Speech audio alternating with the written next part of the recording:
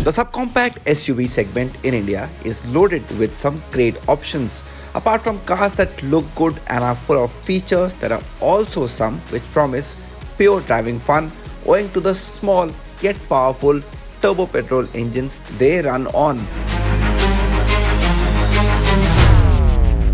This time around, we have got 3 such SUVs together to help you decide which one will satiate the needs of the enthusiast within you the most.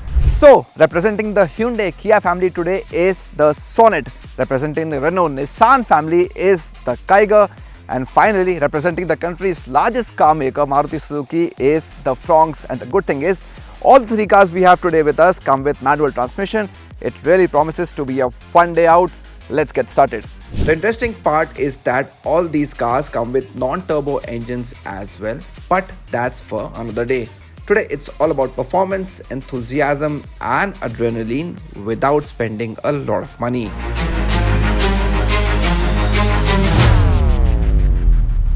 Go.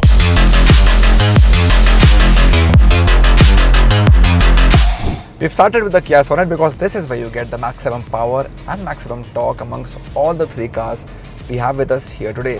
Roughly 20 bhp more when you compare it to the Fronx or the Kiger, and that is quite significant looking at this particular segment. Another interesting thing is that this one is not a pure manual.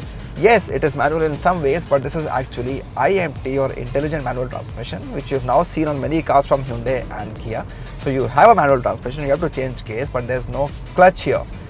And now if you want IMT, it's not there in the venue. So if you want IMT in the segment, then Sonet is your only choice. So what this IMT gearbox does is that it takes a little bit of a control away from you, and as a performance enthusiast, it's not something you may entirely like. But on the upside, the Sonet is the only option amongst all the 3 cars here that comes with a DCT option when it comes to automatics, because the Fronx gets a torque converter and the Kiger gets a CVT. So that actually may be a better option to look at when you're considering buying the Sonet. Now at 99 bhp, the Fronx may not be very high on power, but it really surprises you with its performance and pickup. It feels really light and agile, and you love throwing this car around in corners. In terms of dynamics, it is right up there. It just comes across as a very easy car to drive, but the drive is not relaxed. The engine and the gearbox are both very eager to perform, and as a driver, you like that. The cabin is insulated well, so there's not a lot of engine noise that comes inside. You may or may not like that, especially while driving a turbo engine. But overall, the stability is really impressive. At high speeds, the car gives you a lot of confidence, and that works to your advantage. I would like a bit more feedback from the steering wheel, because that's the only missing link in an otherwise very impressive setup. And talking about impressive, another bit that is really good is the fuel efficiency here on the turbo Fronx. Maruti claims more than 20 kilometers per litre on both the manual and automatic versions. And who would mind that? The idle start-stop system helps here, something that comes as standard even on the Sonet.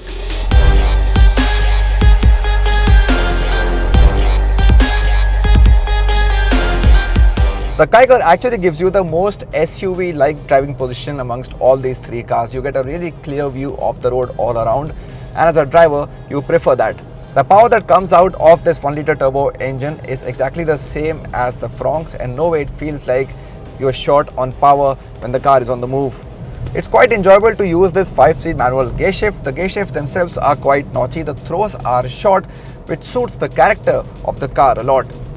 And if you are considering buying the Kiger with this 1-litre turbo engine, I would say go for this manual instead of CVT. That is the other option, because according to me, this one will give you a little more fun while in the drive. The engine is able to carry the weight of the car pretty well, so it doesn't really matter how many occupants are seated inside the cabin, it will not give you a sluggish feeling. What also enhances the drive experience here is that the Kiger comes with 3 drive modes, something you see on the Sonet as well. However, there are 2 specific areas where I feel there is some room for improvement in the Renault Kiger. First is the NVH levels. There is a fair bit of noise that comes inside the cabin, that includes engine noise as well. Insulation certainly can get better here. And then the ride quality you can certainly do with a little more comfort inside the Renault Kiger. Some of the bigger bumps or potholes you go through, you feel the effect inside the cabin, and that is not the most ideal way for a car to behave. But not to forget, the Kiger is the only car here that can boast of a 4-star global NCAP crash test rating when it comes to adult occupant protection. The other two cars have still not been crash tested by global NCAP. When it comes to airbags, the Sonet and Fronx take the lead with 6 each in top trims, while the Kiger gets 4. The tire pressure monitoring system on the Sonet gives you accurate readings, while on the Kiger, it just warns about low pressure. In the Fronx, this important feature is missing.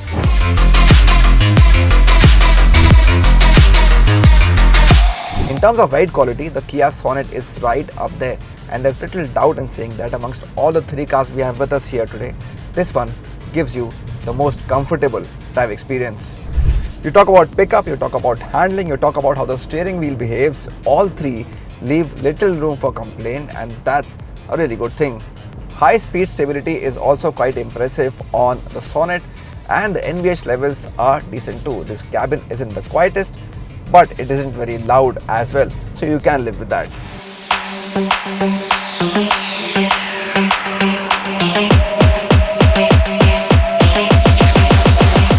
When it comes to dimensions, it is always a difficult segment to be a part of, and here it is the Sonet that gets a slight advantage. It is the tallest and the widest amongst all the three cars here.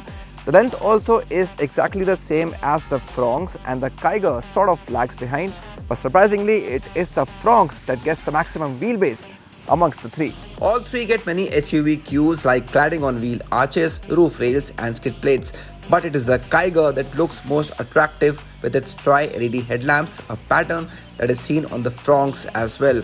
From the rear though, it is the Sonet that appeals the most.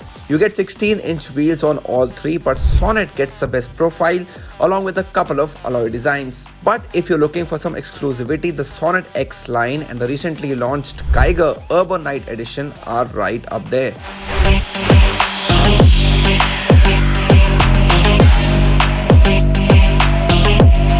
In-cabin experience of all these cars is pretty good. While one scores well on features, another is high on practicality. The cabin of the Sonet is big on features, and here you get a good combination of high quality as well as features. The big highlight here is the 10.25-inch touchscreen, bigger than the other two cars. It's good to use as well. However, Android Auto and Apple CarPlay is wired here. It is wireless in other two cars, the Fronx and the Kiger. However, the Sonet also stands out for some of its exclusive features. They include a Bose surround sound system, leather seats, ventilated seats, and yes, an air purifier as well. It's pretty much impossible to beat the Hyundai Kia family when it comes to in-cabin experience, and Sonet proves it. It is also the only option here that gets a sunroof and rear curtains. Although we have to say that features like a 360 view camera and a head-up display do give the Fronx some brownie points. The Kiger also competes well in this aspect, especially with its full digital cluster, smart access card and Alchemy sound system, but lacks somewhat in quality and looks like it's built to a cost. Here on the second row of the Fronx, it is a bit of a compromise owing to this coupe style roofline of the car. It is also the shortest in terms of height amongst all the three options we have with us here today, but what's good is the fact that all three passengers here get adjustable headrests. All three get 3-point seat belts as well, just like the Sonet, and you also get reminders and audio reminders at that for all the three seat belts. When it comes to connectivity options, Kia and Maruti race ahead, and Renault has some catching to do. In terms of practicality, it is the Kiger that actually scores really well. It gives you good space on both the rows, and even the boot space is highest amongst all the three cars.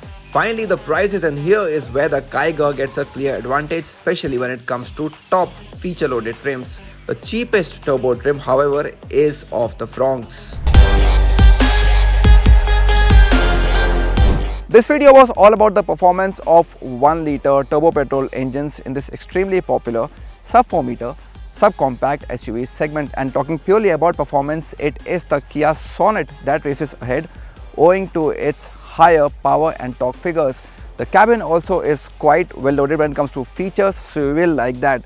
But make no mistake, the Fronx also doesn't lag behind too much. The booster jet engine does well when it comes to performance, and the SUV also gets decent amount of features, but it comes at a price. If you're looking for affordable fun, you probably can look at the Kiger. It is the most affordable amongst all these three cars here. And if you want to have some fun on the driver's seat in the subcompact SUV space, this could be your choice. So do let us know in the comments below which of these 3 cars will be your choice when it comes to affordable turbo fun. Please do like and share this video with everyone you know, and if you still haven't, please go ahead and subscribe to Car and Bike and do press that bell icon to get all the latest updates from the world of automobiles.